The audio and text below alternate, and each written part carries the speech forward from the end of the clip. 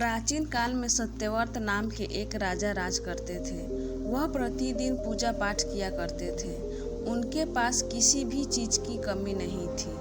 वह धन दौलत से लेकर हर प्रकार की सुविधा से समृद्ध थे।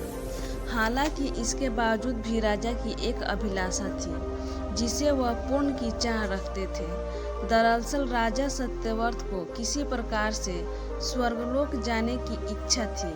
वह अपने जीवन में कम से कम एक बार स्वर्गलोक के सौंदर्य को देखना चाहते थे, लेकिन उन्हें इसका मार्ग नहीं पता था।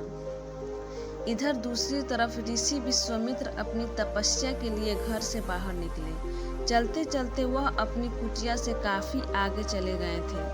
काफी समय बीत गया लेकिन वह नहीं लौटे। इस कारण उनका परिवार भूख और प्यास से तड़प रहा था।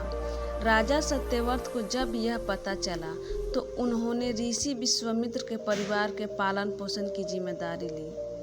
कुछ समय बाद जब मुनिवर लौटे तो वह अपने परिवार को कुशल देख काफी प्रसन्न हुए।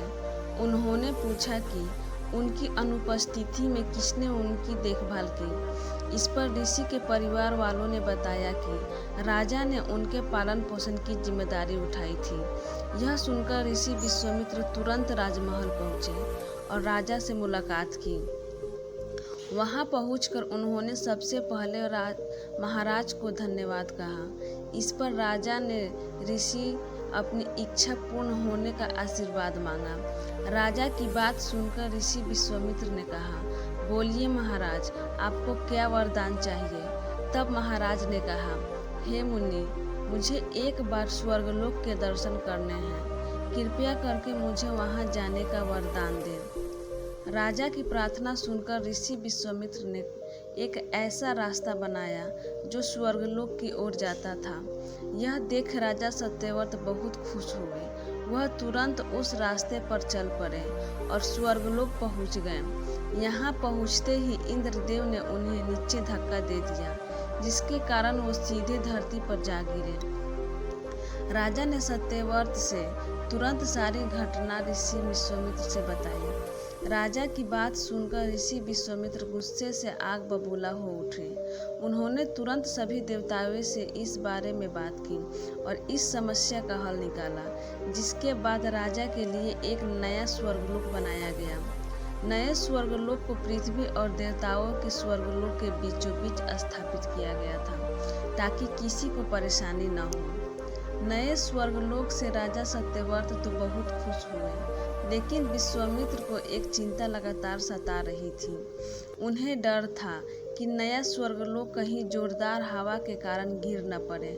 अगर ऐसा होगा तो राजा सत्यव्रत दोबारा से धरती पर जा गिरेंगे। काफी सोच विचार के बाद ऋषि विश्वामित्र को एक उपाय सूझा। उन्होंने नए स्वर्गलोक के नीचे एक बहुत लंबा खंभा लगा दिया ताकि उसे सहारा मिल सके। ऐसी मान्यता है कि नए स्वर्गलोक के नीचे लगाया गया खंभा एक विशाल पेड़ के तने के रूप में बदल गया। यही नहीं, कुछ समय बाद जब राजा सत्यव्रत की मृत्यु हुई तो उनका सिर एक फल में बदल गया। तभी से इस खंभे को नारियल का पेड़ कहा जाने लगा, जबकि राजा का सिर नारियल के रूप में जाना गया। यही कारण है कि नारियल का पेड़ इतना लंबा होता है। इस कहानी से हमें यह सीख मिलती है कि अगर सच्चे मन से किसी की मदद करें तो हमारी हर ख्वाहिश पूरी हो सकती है।